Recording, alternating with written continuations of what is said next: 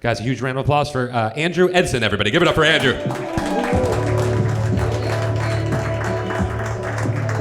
All right. Wow, this is a lot of fun, you guys. What a great crowd. You guys like jokes about microwaves? All right. I got a joke about microwaves, but it's very subtle, all right? It's very subtle. It might go over your head. But if it does, that's okay. Because when the punchline comes, I'll give you a little signal. I'll give you one of these. A microwave. Come on, guys. I like to do that joke at the top of my set because it really gets the crowd cooking. But too many times I'll do it and it'll still be ice cold in the middle. All right. That's the end of my microwave joke, you guys. Beep, beep, beep. That's right. You thought it was over, but I decided to add 30 seconds and keep it spinning. No, all right. We're done with that microwave joke. I'm excited to be here, you guys. Well, really, I'm just excited to be out of my apartment. Me and my girlfriend got into an argument again. She misused the word mansplaining, and I didn't know how to correct her. She was telling me a story. She was like, I was on the train, I was sitting next to this guy, and he kept spreading his legs open, and his knees were brushing up against me. He kept mansplaining against me, and I was like, what? That's not what that means. And she was like, oh, really? Then what does it mean then? Which is an impression of my girlfriend that I like to do. Oh, really? What does it mean then? So I told her, I was like, it's when a man explains a concept to a woman. And she was like, oh, okay, I think I get it now. But do you think you could give me an example? And I was like, I feel like I just did. Yeah. That's a funny joke. That's a really, I know that's a funny joke, but I'm looking around, I don't see a lot of women laughing at that joke. And it's a funny joke because, I'll just stop myself right there. My girlfriend's crazy though, you guys. She's crazy. Yeah, I think she's a serial killer. Yeah, I think she kills people. And I have proof too, because last week I was in her kitchen and I opened her fridge up, and what do I see in her fridge? I see a jar of peanut butter and a severed head. And I was like, who the fuck keeps peanut butter in the fridge? Only a crazy person would do that. At least the severed head made sense. You cut someone's head off, you're gonna want to keep it on ice. But the peanut butter threw me for a loop. It's like, who the fuck keeps peanut butter in the fridge? And she was like, well, that's what the peanut butter jar says to do. And I was like, you're not really helping your case taking advice from a peanut butter jar. She's like, that's what it says to do. I was like, what is this, like a magic peanut butter jar? That's like, oh, come closer, my love. Come closer, closer. Refrigerate me after opening. I don't know about you. I would never get so down so bad that I'm taking advice from a peanut butter jar. But that's my girlfriend. She's nuts. All right, yeah, it's a forced little tag there, but we'll throw it in. But I gotta give it up to my girlfriend. She actually gave me a ride here. You know, she dropped me off upstairs, told me that she'd be back in an hour, just in time for my set. Of course, that was over 3 hours ago. She still hasn't shown up. I guess what I'm saying is this will be a great opportunity for some of the other comics tonight, because it gives me the opportunity to shoot my first show, a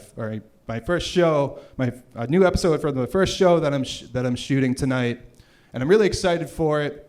You can catch it on YouTube. It's very similar to Jerry Seinfeld's Comedians in Cars Getting Coffee, but I added my own little twist to it. I'm really excited for it. The name of the show is Comedians in Cars Giving Me a Ride Home Tonight. I need a ride home. I need one of the comedians to sack up, give me a ride back to my home, back to my apartment. I have gas money. And there's only so many times, if I don't get a ride, there's only so many times you can interview the bus driver. You know, how many things can you ask him? Oh, sir, so what do you do for work? The bus driver drives the bus, in case you guys are wondering. And I can tell he's getting annoyed from me, because every time I sit down and try to ask him questions, he just pushes that button, boop, stop requested. All right. I'll cut it out. Let's see, what else have I been working on? Oh, it's been really, the weather's starting to get really nice out again, and I'm really excited. We can finally start to go outside and do fun activities. Yeah, give it up for the weather, you guys. Give it up for the weather. Yeah. Let's keep it going. Give it up for the weather. The weather's great, guys. It's awesome. You meet someone new. You got nothing to talk about. You talk about the weather. The weather's underrated, and it's coming back. It's making a comeback. It's getting warmer out. And I'm really excited for this weekend because I'm doing an outdoor activity. Me and my dad, we're going fishing. Yeah, we're going fishing. And I was so excited that I decided to text my dad, to make sure we were still doing it. I texted my dad, but when I texted him, I had a typo in my text. And it was just one letter, but autocorrect didn't really help me out, and I really wish it had. Because I texted my dad, "Hey Dad, are we still on for fisting this weekend?" And I think I have something new to talk about in therapy, because he responded, "Yes." So that's what I'm doing this weekend. Should be a lot of fun.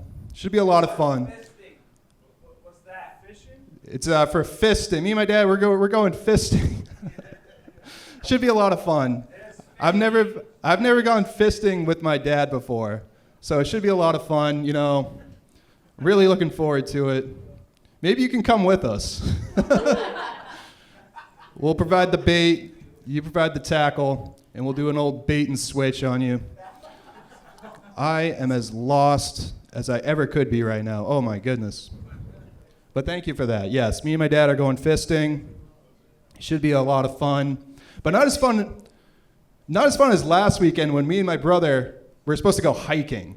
And again, I was so excited, decided to text him. And again, I had a typo in my text. See if you can catch the typo here. It's very subtle. I texted my brother, "Hey bro, you still down to have gay butt sex on Friday?" I texted him back real quick. "Sorry, I meant hiking." My brother, he saw me do that material. He saw me do that joke, and he was like, "I don't know, Andy, that joke's kind of gay." And I was like, "Really? Gay? You think it's gay? It's not the incest that bothers you?" But, I think we should all be more like my brother. He's able to see past that joke for what it really is. Brotherly love. That's all it is. But yeah, my brother, he's crazy. He told me I should do more dick jokes on stage. And I was like, "I don't know how to write a dick joke." And he was like, "It's easy, I'll help you." So then he jerked me off. As he always does. Remember, guys, it's not incest if it's brotherly love. That's the saying that we have in my family. I have a nice family. Me and my dad are going fishing next weekend, I hope. I hope so. But yeah, it should be a lot of fun. Let's see, what else I got? I've been reading a lot of self-help books. Just trying to get better. I've been trying to improve my productivity. So what I've been doing, I started masturbating while I read. Yeah, it's gotten good. I've been reading a whole new book a week. That's the good news. The bad news is they took away my library card. All right. I got one impression I wanted to do for you guys, and I got one last joke, and I'll sign off. This impression that I have for you guys, this is Tom Petty if you asked him to back down. No, I won't. Thank you.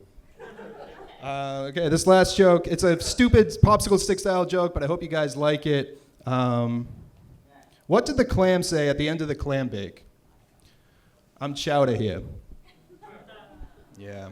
I told that joke on a client conference call, and the lady who was running the meeting, this was at work, the lady who was running the meeting, she was like, there was some dead space, and she was like, "Does anyone know any jokes or any stories that they could tell?"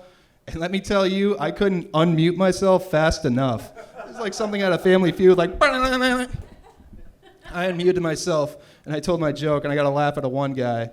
But for the lady who was running the meeting, let's just say she was not a happy clam. Thanks a lot, guys. I've been Andrew Edson.